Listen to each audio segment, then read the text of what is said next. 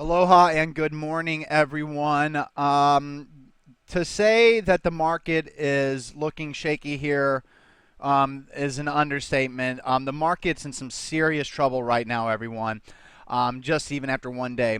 So now I can now go back and look at all of these above average volume days on the NASDAQ and say now that it was definitely churning.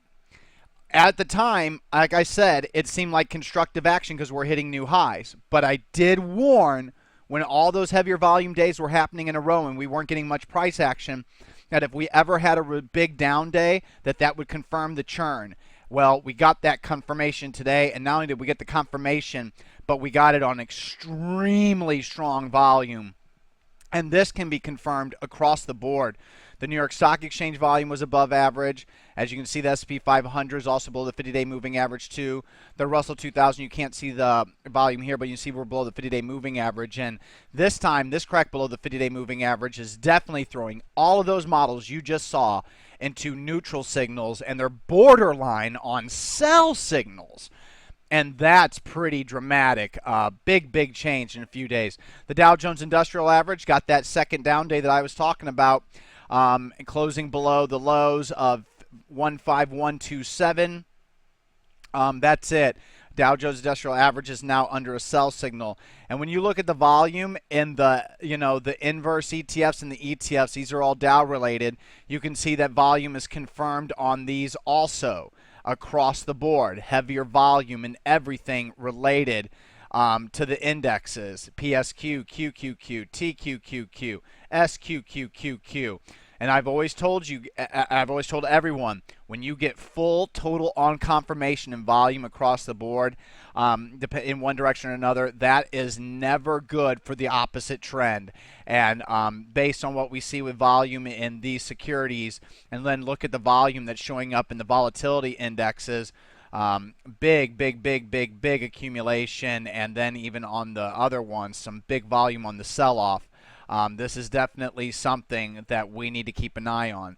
Therefore, tons of sells tonight, and I'm only going to be able to show you the full sells because I got a lot of work to do now that I'm home.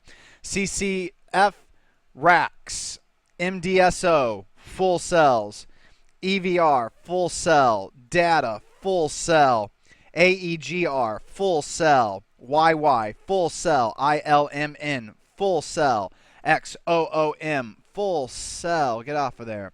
XOM, very disappointing. One of the bigger dollar loss amounts that I've had during this rally. GRPN, full sell. EVC, full sell. Melly, full sell, and many more. And on top of that, whatever account capital I have left in my account, it's going into UVXY. We're going to keep adding to this hedge every day we finish week. With a week intraday session, we add to this hedge with the rest of our account capital.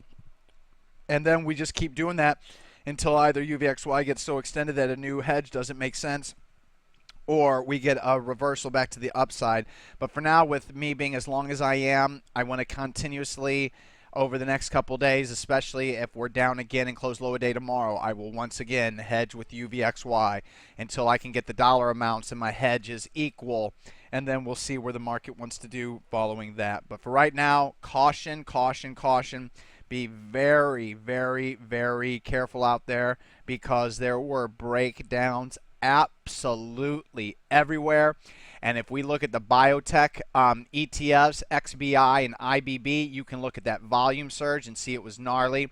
You can see XHB, oh my God, XLU, utilities, they don't even look good during this rally. Gold doesn't even look great during this rally, or the sell-off. So it's looking very bad out there, and your XBI and IBB is a big tell. So we'll see what the market wants to do. I find it really hard to believe that a floor can be put in on the short term and move higher.